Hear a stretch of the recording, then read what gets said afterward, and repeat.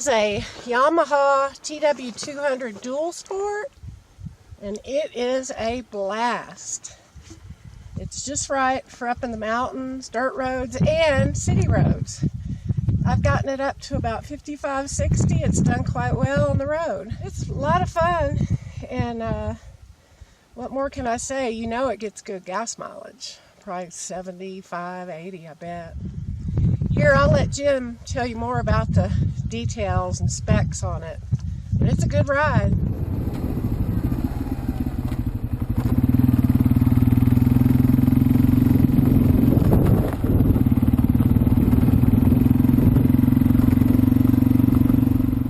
I was hoping my favorite little campsite would be available. Sure enough, it is.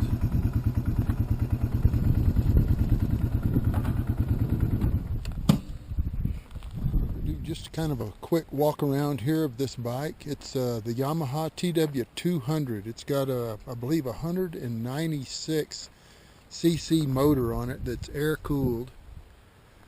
I believe it's a 4-stroke with 2 valve, and it's also carbureted. We'll have a closer look at that on the other side. I want to say it's like 28 millimeter throat on that carburetor. It is a 5-speed. It gets up around 60 miles an hour, so if you're out on the highway between towns or whatever, you'll be reaching for that 6th gear because it's geared just a little bit low. But it's got a wet clutch and chain drive, I think, as you can see there. Now it's got a rear drum, which I want to say is, I think it was 110 millimeter on the back, and then the front has a disc, and I want to say it's like 220 millimeters, really big disc on the front there. Let's see, the tires, as you can see, are quite wide. I think they're like 4.5 inches. That's the one on the front. Spoked rims. On the back, same thing. They have 130/80 by 18 on the front, and then on the rear it's 130 by 80 by 14. Now the seat height, and one of the reasons I really like this bike is it's only 31.1 inches high, I believe. So Lori can ride it, and she can flat foot the ground, which we looked at the Honda CFR, I think, seemed like it was a 200, maybe it was a 250. But it was just set up a little bit too high for her, and it actually was a little high for me, so I'm kind of happy to have this lower seat height. Now it has 10.4 inches of ground clearance, which is pretty high unless you get into some really rocky stuff, and then it has a bit of a skid plate under here. It's not just the thickest metal, but it's better than nothing at all. If you're going to do some real heavy rock climbing or whatever, you probably want to change that plate out. Here's a little closer look at the carburetor. One of the reasons that I like this bike is it gets really pretty good gas mileage. It's supposed to be somewhere in the neighborhood of 78 miles per gallon, and it's got a 1.8 gallon fuel capacity tank. And there's where you put the oil in over here. It's got a little window down there by your right foot brake that you can look in to see if it's all oiled up or whatever. But I've got mine set up to where I can carry a little gun case. That's kind of what those add-on little pieces of hanger strap are. And then I got a little rigid box on here just to kind of make it a little bit of a grocery getter, and just, you know, kind of keep my gloves and helmet or whatever in.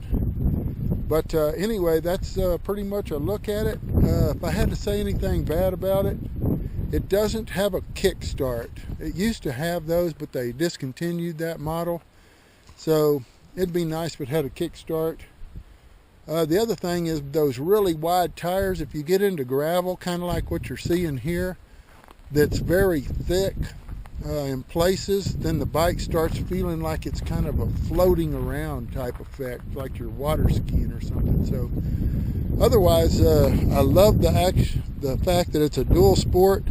It can go off-road on the trails, which I've had it on, and Lori likes riding it too out there on the trails, but it's also street legal. It's licensed, registered, got its own license plate, but it's got mirrors, blinkers, turn signals. I'll turn it on so you can kind of hear it. It actually has a pretty good little purring sound to it. It's got your speedometer that kind of, starts redlining when you get up to 50 or whatever, or 55, but it will do 60 pretty easy going downhill, maybe just 50 going up a really steep grade. It's got a little trip meter so you can keep track of how much gas you probably still have or how much range you have. Got your turn signal indicators, your high beam, your neutral. Let's see. Oh, you can also lock this to the left or whatever, and to make it a little more difficult for somebody to make off with. So anyway, I'll start it up. It's supposedly a little bit of a cold start, but if you put the choke on, and you can also adjust the idle speed, which is this little gizmo right here. So, and then there's your fuel reserve switch right there. You can turn it off, or you can just leave it on, or then switch it over to reserve if you need to. But I'll go ahead and start it. It's got a little electric start. I roll the throttle just a little bit sometimes, and that because I have the idle set down really low, you can see, or maybe you can hear. I've got the idle set down pretty low. I might need to turn it up a little bit, but anyway, it's a purring little machine. Oh, the other thing I really like about this is it weighs, I think, like 278 pounds. And that's wet, full of oil and gas. So if it falls over on the trail, I got a much better chance of being able to pick it up if I'm by myself. So, and Lori, I think, could probably even pick it up too. So that really makes it a preferred bike for older folks like us. We're over 60 now, but we still like to get out and be pretty active. So anyway, if you're thinking about a little dual sport, you might want to check this Yamaha TW200 out. I think you would probably really like it.